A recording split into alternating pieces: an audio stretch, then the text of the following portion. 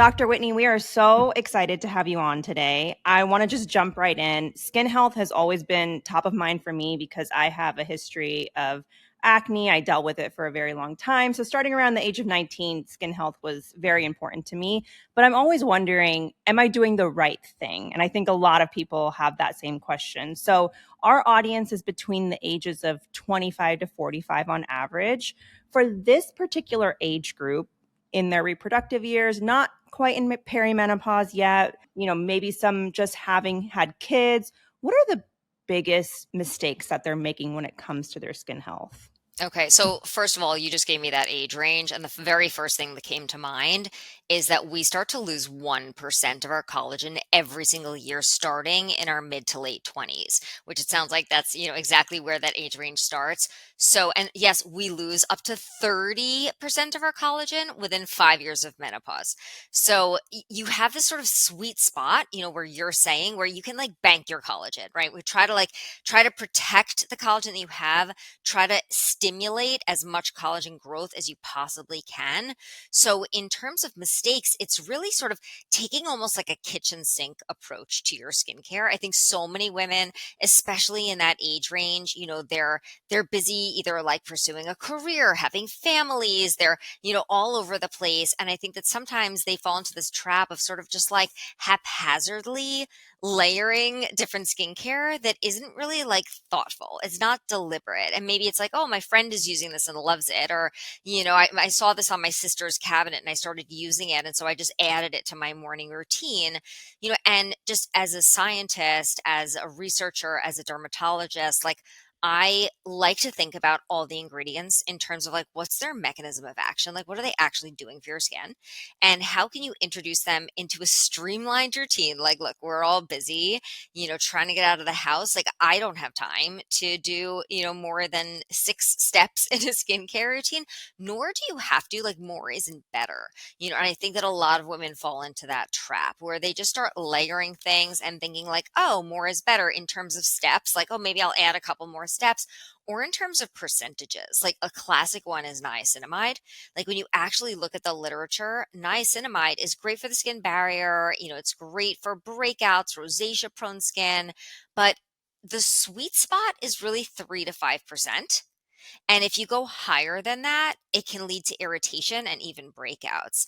And I see, some of my patients are literally using niacinamide in like 4 different products in the same skincare routine. And they're going way above that 5%. And they're like, why is my skin barrier like crying? Why is my skin breaking out? Why am I getting all this irritation? Like I'm using all these wonderful ingredients, or they'll be using a niacinamide serum that says 10% or 20%. And yes, brands will do that. They know that, the customer thinks that more is better. Like, oh, I heard a buzzy ingredient. I heard this is good for my skin. I heard it brightens the skin, helps with breakouts. Like, if 20% must be better than 5%, right? But that's not necessarily what the evidence shows. Like, I'm a very evidence-based person. My background is as a doctor, as a research scientist. I literally look at the literature, at the clinical studies, and look at the in vitro and the clinical studies on human skin, like what actually works for human skin. And that's how I come up with the right types of skincare protocols for my patients. So you're talking to your listeners 25 to, what did you say, 45 or so? 45, yeah.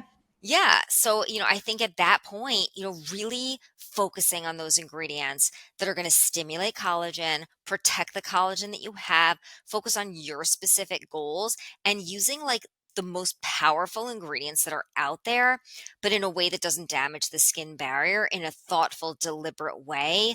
That's the way to really get the most out of your skin and set you up for success for when you're in your late 40s, 50s, 60s, 70s, when I can tell you my patients are coming to the office and they are spending a fortune. If they didn't invest in good skincare early on and think about it early on, they're the ones who are spending thousands of dollars on lasers, thousands of dollars on fillers, thousands of dollars on microneedling. Like a lot of that could be prevented if you're smart enough in your 20s, 30s, and 40s to really just invest in your skincare routine. And I know this is probably specific to what someone's looking for their skin. I mean, you said high level, we can, impact our collagen from a younger age. It's good to just take care of our skin in general.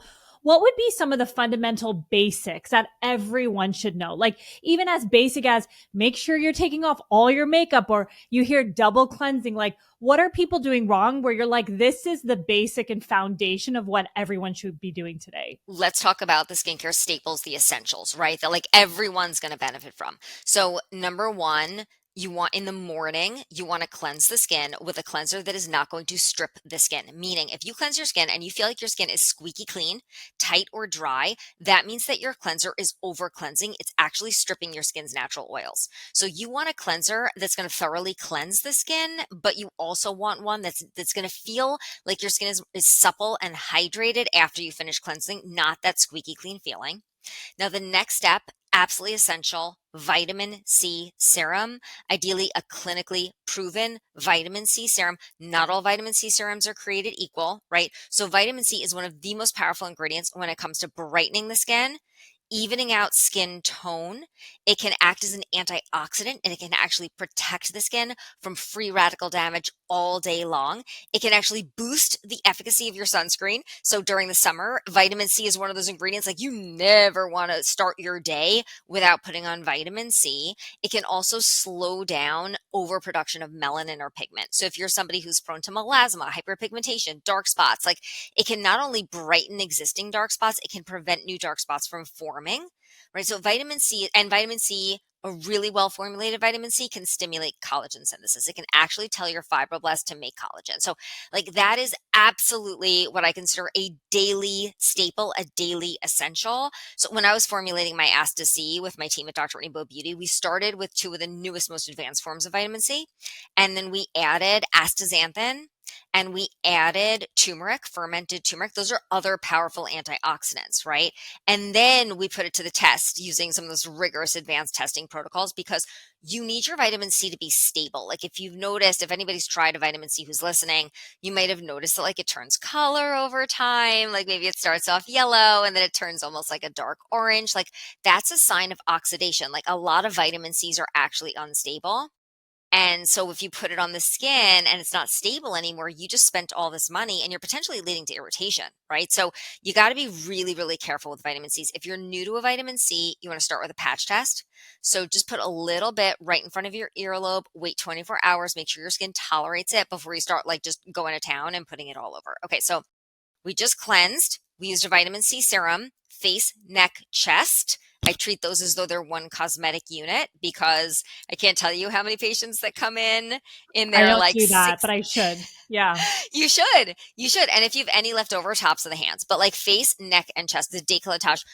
I have so many patients who need to do lasers literally just on their neck and chest because they really were good with their skincare for up until the jawline, like right up until their chin and jaw. And they just stopped there. And like their neck and chest are creepy. You know, it's got that like those fine lines and texture. And it's all because they just stopped using their skincare past their chin. So if you're listening, start early, face, neck, and chest. So after your vitamin C, then I recommend putting on a moisturizer, ideally one that's clinically proven to repair the skin barrier, not too heavy, not too occlusive, especially during the summer months. You don't want anything that's comedogenic. You want it to be tested to be non-comedogenic, meaning it's not going to clog the pores. If you're somebody who's acne prone, that's really important. And then the last step of your morning routine should be your sunscreen. So sunscreen goes after your serums, your moisturizer. It's the very last step of your skincare before you put on makeup if you decide to use makeup or foundation. So that's that's my morning routine, whether I'm going to the office or I'm going to the beach. Like those are the steps. It's not crazy, it's not complicated. Then you can fine tune, right? So you can, if somebody's like developing a little bit of crepey texture under their eyes or darkness under the eyes, they can add an eye cream. If you want extra hydration, you can layer a hyaluronic acid or peptide serum, underneath the vitamin C. So there's ways you can certainly like add on and target specific concerns. But in terms of like fundamentals, that's a fundamental morning skincare routine. Now, before I get to evening, any questions about the morning skincare routine? I have a question.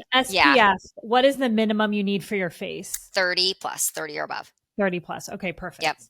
And I mean, if you're going to the beach, you really want to be reapplying that throughout the day, but even like when you're driving in your car, I have so many moms who just do like drop off and pick up, and they're like, I'm not really like outside during the day, but it's so cumulative. Like just the time in the car, UVA can penetrate through that window glass. And if you're either working by a window or you're driving in a car every day, like 10 minutes here, 10 minutes there, let me tell you, like it adds up.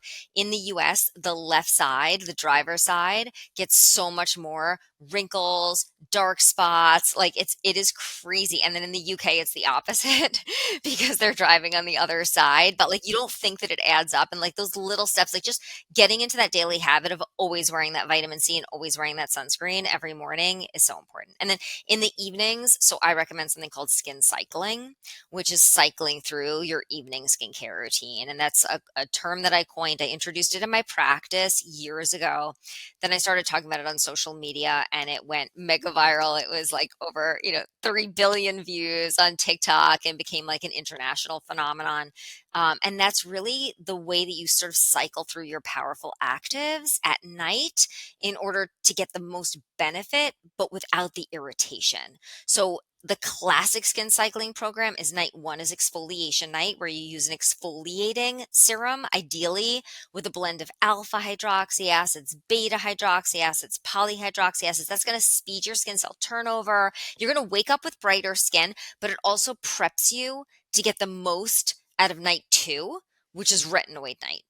So retinoids are a form of vitamin A that it's one of the most powerful ingredients in all of skincare in terms of not only helping with acne and breakouts, but also helping with reversing signs of aging. So we're talking about fine lines, wrinkles, collagen synthesis. Like retinoids are one of the most powerful ingredients.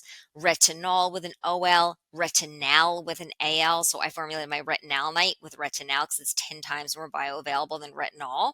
But some of my patients can even get to a prescription strength called tretinoin. But again, if you try to just dive in right off the bat and you're like, ooh, retinoids, I heard amazing things about it, I'm just going to start using one every single night right away. What can happen with a lot of people is they develop this like rip roaring retinoid dermatitis where they get red and irritated, stinging, burning, and then they're like, I can't use a retinoid, and they just give up on the ingredient altogether. But if you skin cycle and you just use it on night two at the beginning, right? Because you used exfoliation serum on night one, then you're using your retinoid on night two, and then you're building in 2 nights of recovery where you're not using anything that's going to irritate the skin. You're not using any acids, you're not using any retinoids. You're just focusing on repairing the skin barrier, using a really good moisturizer, just hydrating the skin, letting your skin barrier recover. Then you can cycle back to exfoliation night. So that classic 4-night cycle is the one that went mega viral, but I was always educating on social media and in my office that you can really learn how to customize that, like to meet your skin's needs. Like a lot of my patients can graduate over time.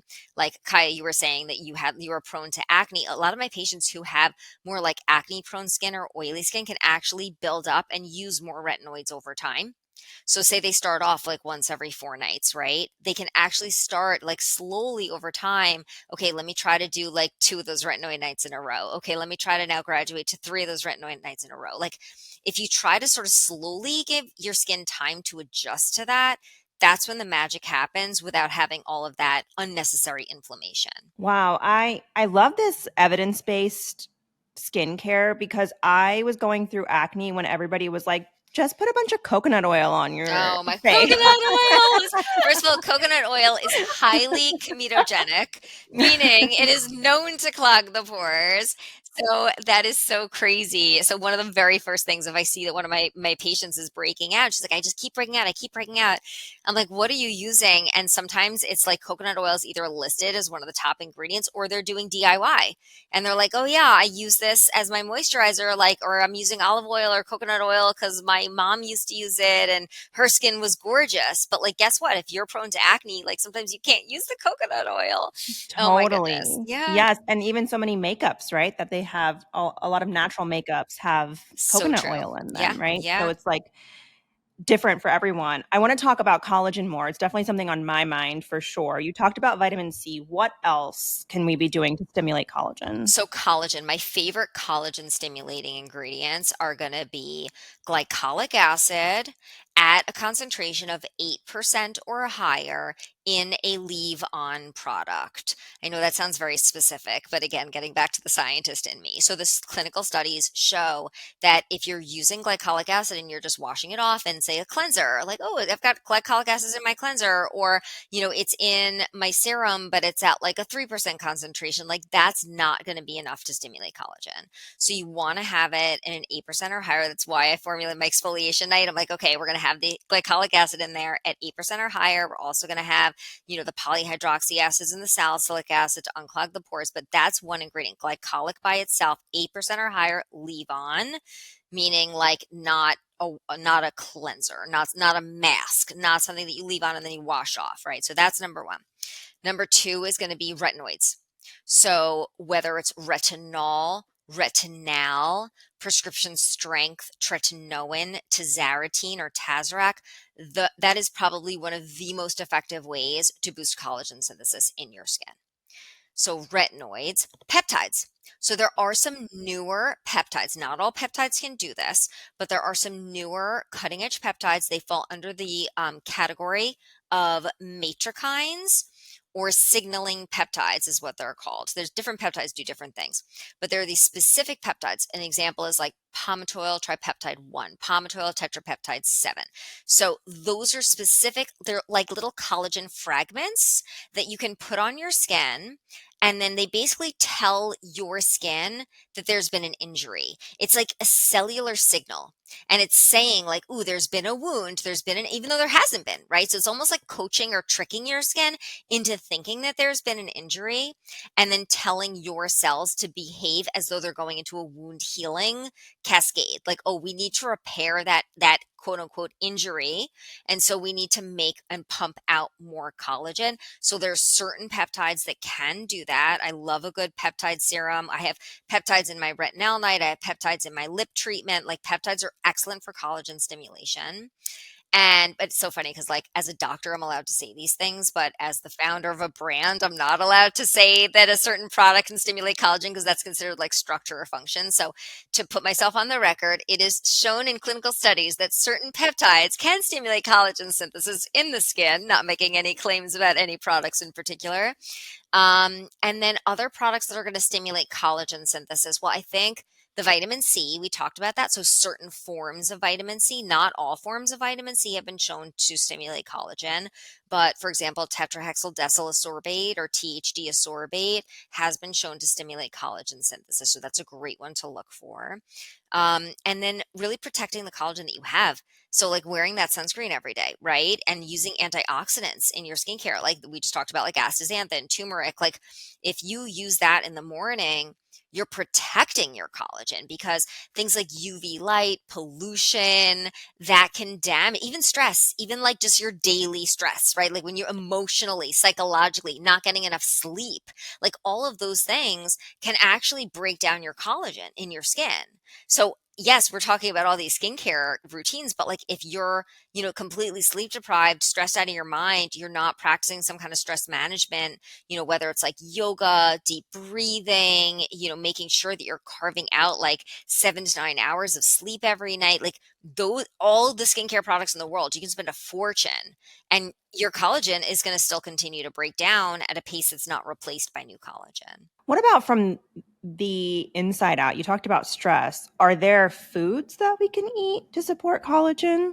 Absolutely. So I'm one of the first dermatologists that, really started to speak very openly and even publish on this concept of like the gut skin connection and how diet can impact the skin.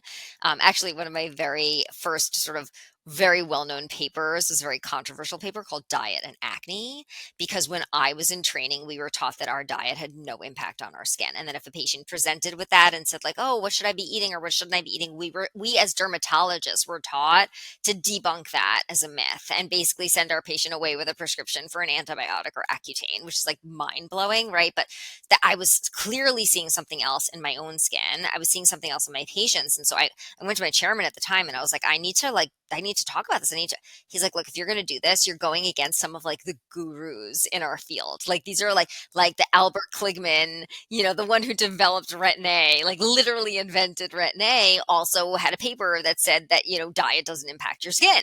It was about chocolate. He studied chocolate in prisoners and he came to the conclusion like doesn't impact your skin. But like when you look at some of those studies, they were done in a flawed way. Like they weren't done using the same kind of rigorous standards that we use in today's peer-reviewed journal. So I was like, okay, I'm going to go and I have to set out to do this. And I wrote this very controversial paper that was published in our top derm journal at the time.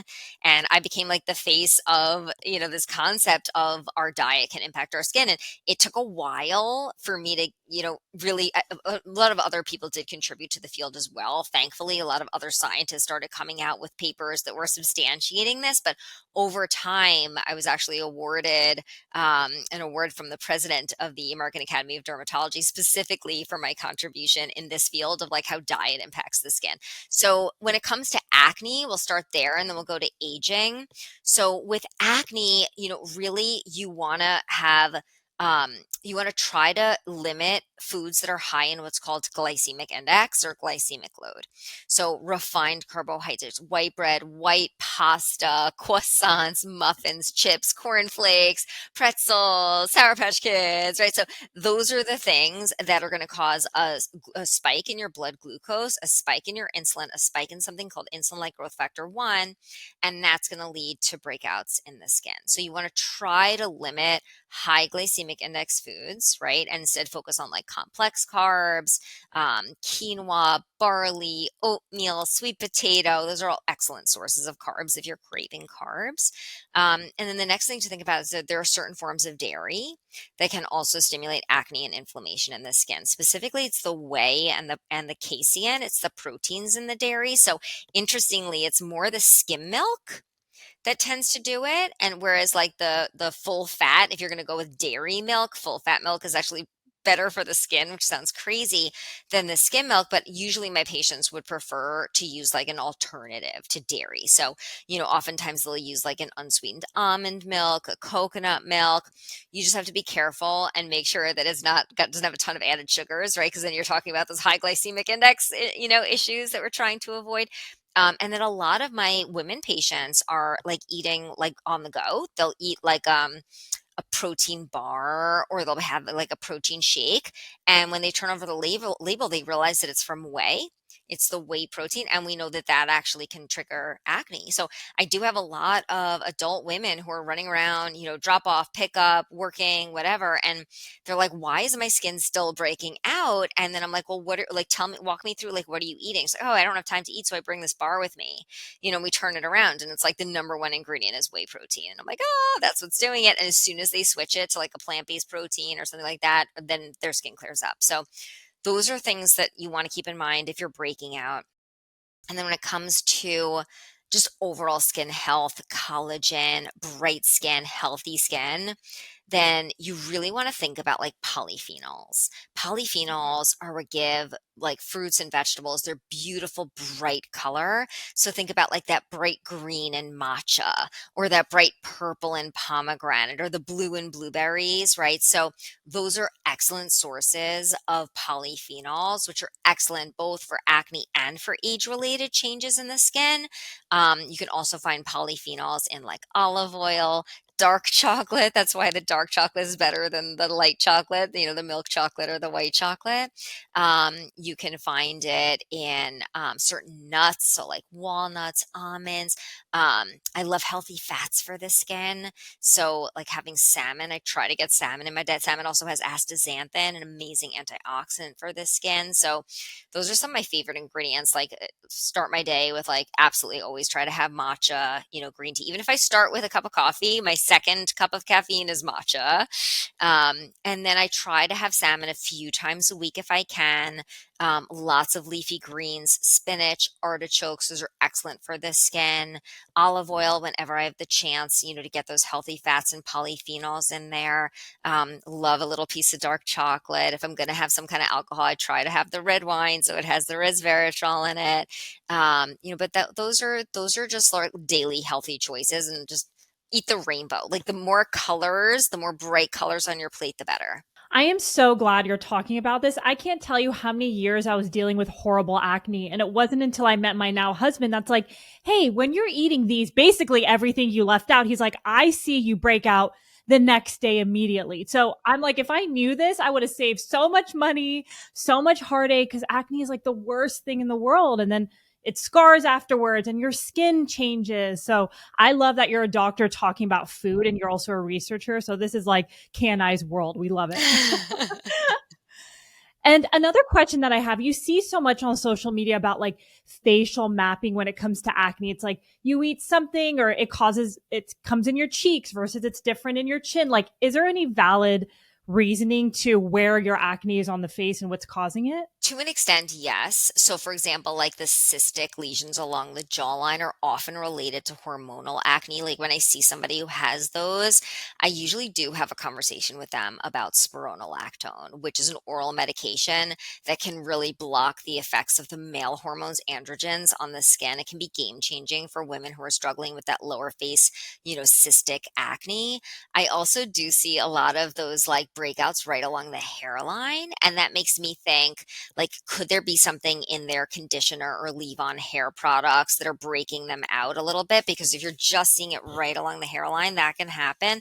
I also see something called acne mechanica. So I have some patients who just always wear like hats, like baseball caps, or they're wearing something that there's just constant friction, and that actually just that friction can lead to breakouts in that specific area. I see that under the sports bra often as well. So as soon as I start educating about that and say like, look, when you're done working out, like you actually want to try to like put on like not something fabric that's like less restrictive. Even if you don't, if ideally you have time to rinse off, use like some kind of a salicylic acid cleanser or body wash and put on something that's a little bit more breathable. But like at the very least, like try to just be aware that like if you wear that sweaty, say that you work out and you're wearing a baseball cap while you're working out and then you wear it for 3 hours afterwards, like don't be surprised if you're going to get like, blackheads, whiteheads right underneath that area as well. So do I think that it's as specific and as scientific in terms of like, if you get it on your left cheek, like, no, I don't think that looking at specific areas like that can be, so diagnostic, especially when I see some like voodoo stuff about how it's like related to like other organs in your Yeah. body and like detox and like that can get a little less evidence based, to be honest. But there are certainly like signs that would clue me in a little bit, as part of just the history taking and doing that physical exam. I love having all this information for my daughter because I feel like there's so much that I can teach her and show her that Remind I me, just how old is she? she's very young, but when she gets older, she's 3. I know you do a lot of content with your daughter, I do, my little and 13 year and you old. teach her about all the things that you know. No, start them young. Start them when my daughter was 3. Like we absolutely like she was handing my husband a hat because like wear your hat before you go outside, like because she knew that was part of our ritual.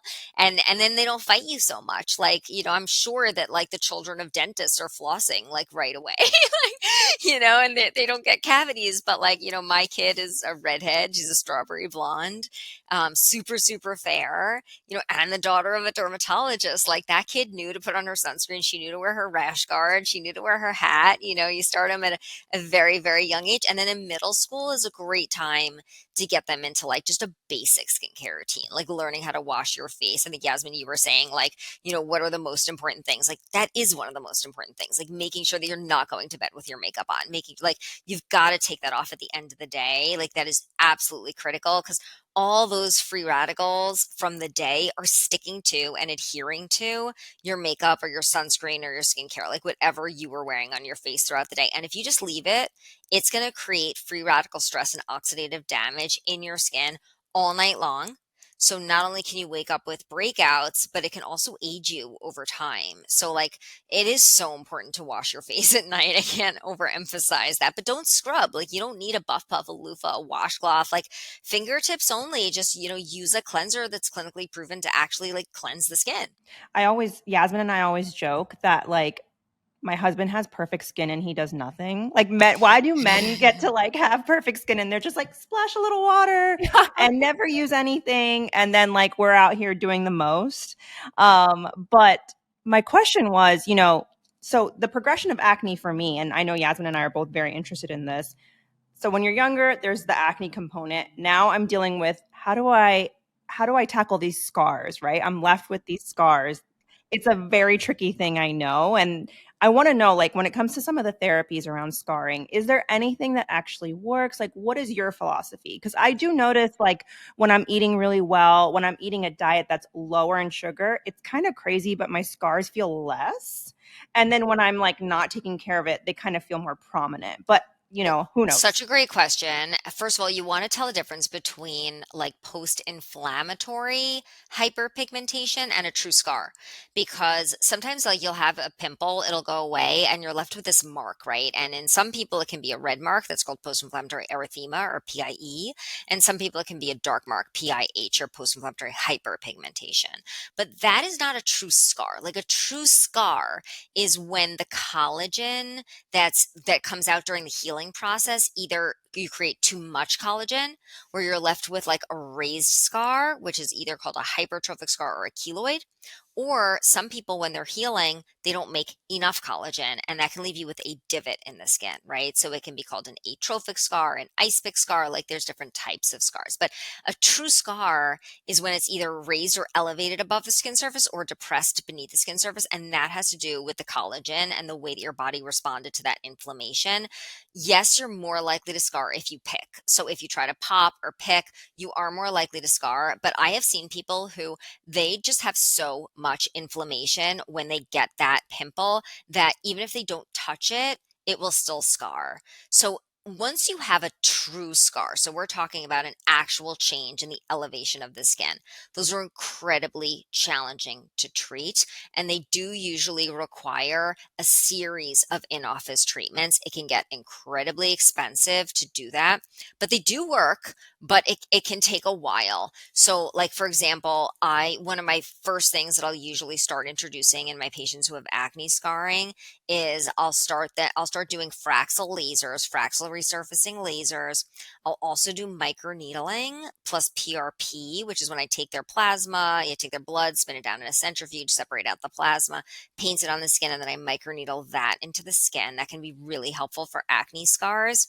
There's also radiofrequency microneedling, which is also like one of the brand names is Morpheus. One of them is EndyMed Intensive. Like that one can also help with acne scarring. But like any of these treatments, like you do one and expect your scars to go away. And like these are expensive treatments. I mean, they can range from like $1,000 to $1,500 per treatment.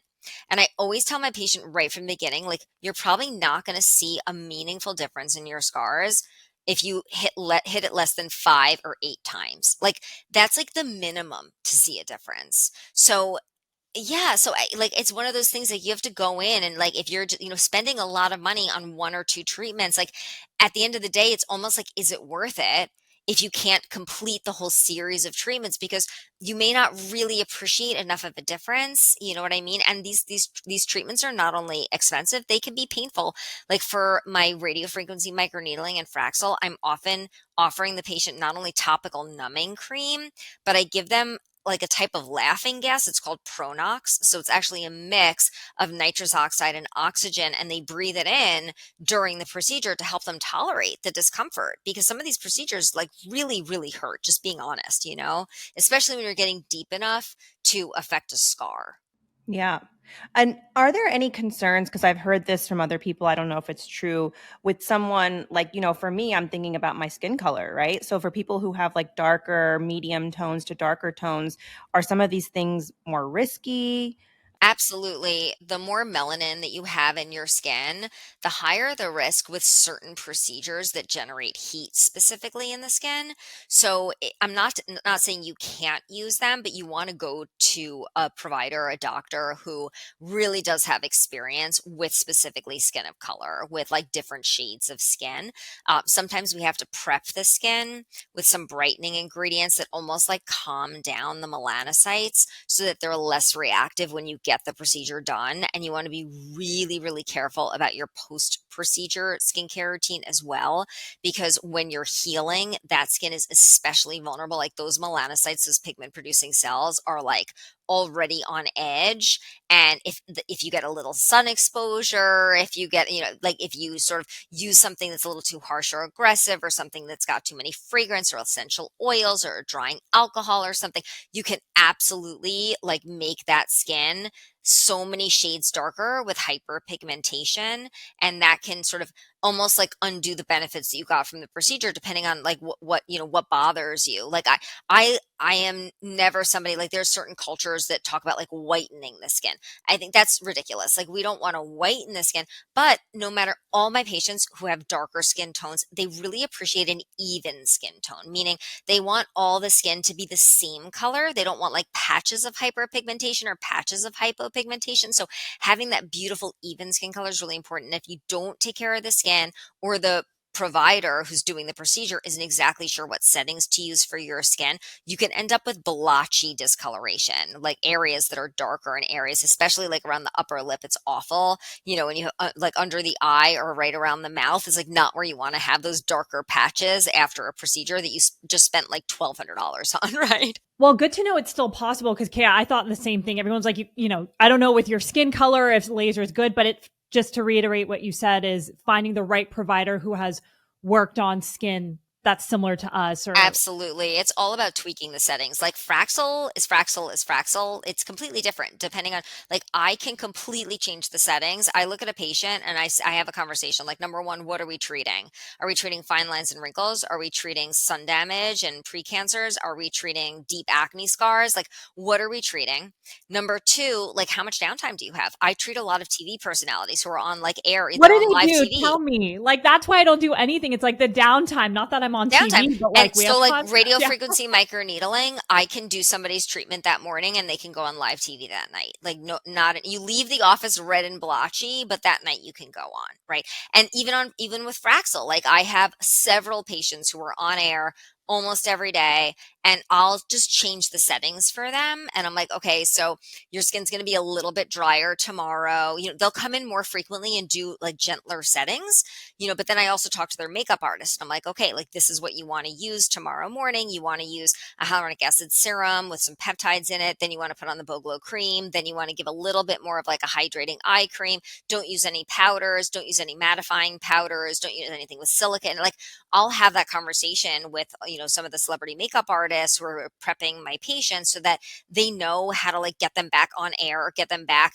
on the red carpet within days of getting the procedure done. So you can absolutely do it. It depends on like what settings you choose, and if you just have that proper communication about like the skincare post procedure. So I have a question about that. You're talking about people who are going on air. So anybody who's getting ready for something, let's say they're on air, maybe it's their wedding, maybe something big is coming up. How can they like dial it up a notch? Is that even something that's possible? Like what would you do the days leading up to that big event? Yeah, so usually my patients are coming in thinking about it months in advance. So, like for example, like a bride to be, or somebody who has like a big red carpet event or something, or they're walking in a runway. Like usually months in advance, we'll talk about doing laser treatments. We'll talk about doing microneedling treatments. Like that's not something you want to do like days leading up to an event, right? Then closer to the event, if they've done Botox or Dysport or fillers, like then we time it, because Botox or Dysport takes 2 weeks to kick in. You don't want to be experimenting with a new pattern right before a big event. Like you want to know your pattern. It's almost like you do a test trial for your makeup, a trial for your hair. Like you want to do a trial for your Botox. Like you want to know, like, oh, this pattern makes my eyes look more open, or this pattern gives me a spock, and I don't want to like, you want to have that conversation with your provider so they know exactly how many units to put in every muscle, like 2 to 4 weeks before the big day, and you're like, your game, you're totally ready to go, and you've done it before, and it's perfect. It's what you expect, right? Fillers can absolutely bruise. You can get bruising, you can get swelling. So my rule of thumb for fillers is it has to be like at least 4 weeks before the big day. And then chemical peels, you can do superficial chemical peels up until like a week before the wedding. For example, like a 40% glycolic acid chemical peel is like a beautiful thing to do right before, like a week before the event, because your makeup just goes on flawlessly. It dissolves away the uppermost layer of dead skin cells. It brightens the skin. And then skincare leading up to, you never want to be like trying new things like, oh, I'm going to start ramping up my retinoid, a week before this big event, or I want to experiment with new products. You really want to be thinking about like repairing the skin barrier, making sure the skin barrier is healthy and thriving. So ideally, like really good skincare takes time. So you want to be getting into that skincare routine, really customizing that skin cycling program at night, really using a really good vitamin C serum, making sure you're not using anything brand new because you don't want to have a reaction to it. Ideally clinically proven, like tested, proven products, and less is more. Again, it doesn't have to be a complicated skincare routine that's going to nourish the skin microbiome, hydrate the skin, dive into the skin, stimulate that. Collagen takes months. So if you're using products and skincare ingredients that you think are going to boost your collagen synthesis, they're not going to do that a week before. Like you got to be thinking about that months before a big event. So hopefully leading up to the event, you're just like your skin is already in a really, really good place. And then like the morning of, you want to be using a really good hydrating serum with ingredients like hyaluronic acid and peptides. Then you want to put on a really good moisturizer that's clinically proven to repair the skin barrier. Again, non-comedogenic, not too heavy, designed to layer with makeup, right? And then you want to put on, the beautiful makeup that doesn't have those ingredients that are going to clog the pores, and you want to do that trial ahead of time. But yeah, those are conversations. We literally come up with like a game plan depending on the person, their goals. But we're usually, when you talk to a dermatologist, you're talking like way, way, way before that. Maybe if you're getting like a hydrofacial, you can talk about that the week before. But, for somebody like me, we're talking about that game plan like well in advance. If somebody comes to me and they're like, I'm getting married in a couple weeks, I'm like, yeah, too late. Like good luck. You're going to be gorgeous, but talk to your makeup artist. Like, don't talk to me at this point. It's too late. Now, talking about, because you were saying hydrating, let's talk about dry skin very quickly. I also want to talk about your new, is it new, your brand, or it's been Our around brand for a is little bit? 3 years old, so yeah, we're relatively new, but we've been around long enough that we've been growing very, very rapidly. So yes, so hydrating skin. Yes, what was your Yes. question there? Okay. I definitely want to talk about that. Just got my box in the mail. I'm very excited to try it all out. But I want to talk about, that's been my thing right now. Postpartum, my skin has been like, what? I have dry skin all of a sudden. This has never been an issue for me in my entire life. I was the girl with the oily skin. Now I have very, very dry skin. I want that like hydrated feeling and I'm chasing it. So let's talk about, I know those changes can happen as people get older, different hormonal things happen.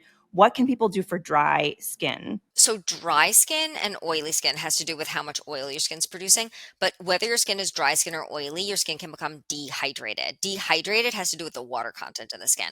So like you can still have oily skin, but your skin can feel like super dehydrated, which is weird.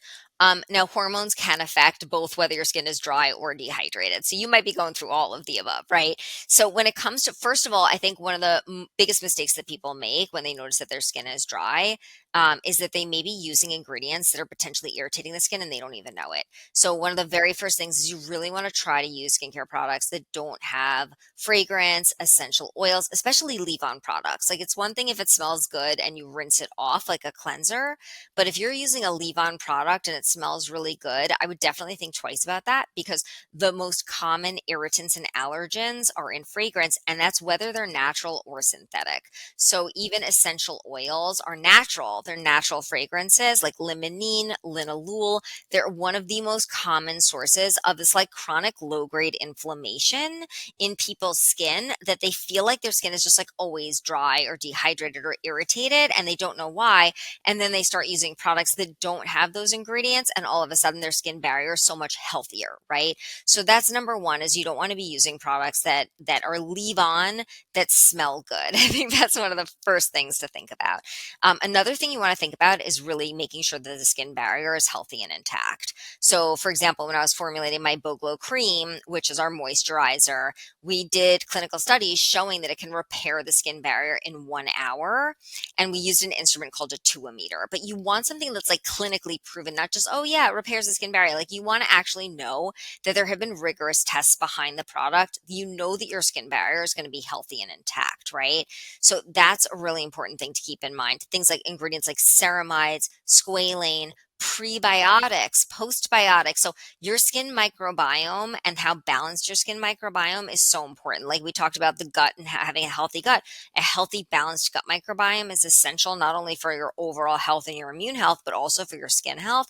But your skin has a microbiome too. We have microscopic organisms on our skin, and if they're in a healthy balance, your skin will be radiant and hydrated and healthy. But if you have something called dysbiosis, where all of a sudden you have like overgrowth of these unhealthy strains of bacteria or even fungi on your skin, that can lead to inflammation, irritation, breakouts. So you ideally want something that's going to be supporting your microbiome. So we did something called next generation sequencing technology, which is actually a way of sort of showing like what the skincare product does for your skin microbiome. But that's something that people just doesn't occur to them. And then you don't want to overdo those actives, so like we just talked about like niacinamide, like some like niacinamide in the right concentration is great for the skin barrier, but when you overdo it, it can actually make the skin feel dry, feel irritated.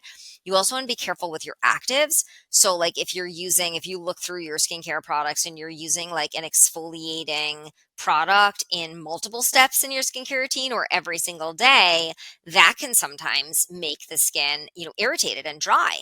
It's almost like you're creating an uphill battle. Like you may be investing in the most expensive, nourishing hyaluronic acid or peptide serum and moisturizer, but then you don't even realize that like you're using something with, glycolic acid every single day that maybe your skin isn't tolerating. So, there are some forms of salicylic acid that people can tolerate every single day if they have more oily acne prone skin.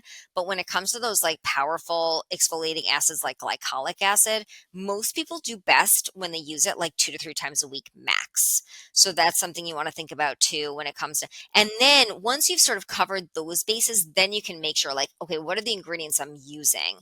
Are they hydrating? Are they nourishing? Have they been clinically proven to actually add hydration? We test hydration with something called a corneometer. It's a special instrument that measures hydration in your skin, and you want to show that that product is statistically significantly increasing the hydration in your skin. So a lot of brands will rely on something called ingredient supplier data, where they just sort of like call out like one ingredient, like, oh, ours has this ingredient in it, so it must be amazing for your skin.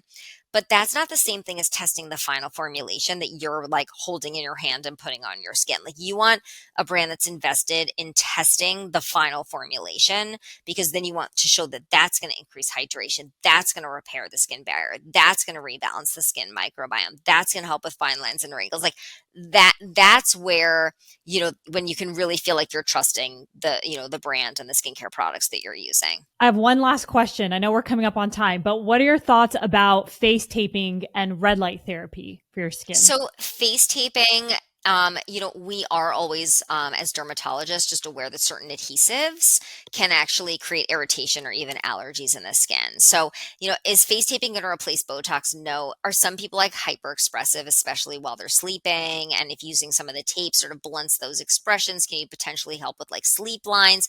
It can help some people, at least temporarily. When you take it off, you can look a little bit more plump. But if you're going to try it, I would recommend just using like the medical grade silicone sheets, because those are not going to create the irritation in the skin the way that some adhesives do. And they can actually draw some moisture into the skin and temporarily help to plump fine lines.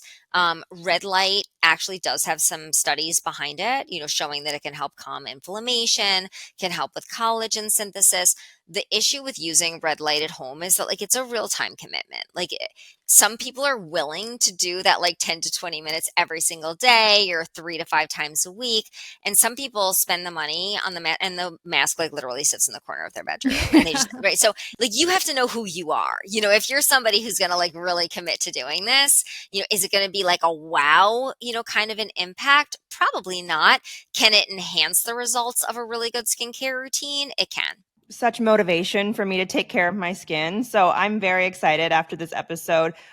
Where can people learn about you? Tell them about a little bit about your skincare line. You talked about it a little bit, but if they're interested in your work, what should they do, or your products? Absolutely. So if you go to drwhitneybowbeauty.com, that's where our skincare products are. We now have sold out multiple times. We have multiple awards that we've won for our products. We have 3 peer-reviewed studies in the top, like that's the gold standard when it comes to like proven efficacy. So it's really proof over promises when it comes to Dr. Whitney Bowe Beauty. Like we really care about the science. And if we claim that a product does something like improves your fine lines, wrinkles, brightens dark spots, like you better bet that we have done the homework. We have done the studies to actually prove that claim. So right now we're sold online. We're also sold at Blue Mercury and we're sold at Derm Store. Those are the 3 places where we're sold right now. You can come follow us on social media. The brand social media is at Dr. Whitney Bowe Beauty. I also have my own channel, so at Dr. Whitney Bowe. And that's on Instagram, TikTok, YouTube. So for my channels at Dr. Whitney Bowe, it's more like general education about your skin, hair, nails, sun protection, etc. In-office procedures, if you're interested. Whereas with the brand at Dr. Whitney Bowe Beauty, it's more about like our ingredients, how to layer the products. Like people are actually interested in building out that skincare routine. So exciting, Dr. Winnie. I'm so glad I mean, I've been following you for years. But to have like the deep dive in this podcast was wonderful. I took so many notes and it was such a blast having you on. Thanks for joining us. Thank you so much for having me. Such a great conversation.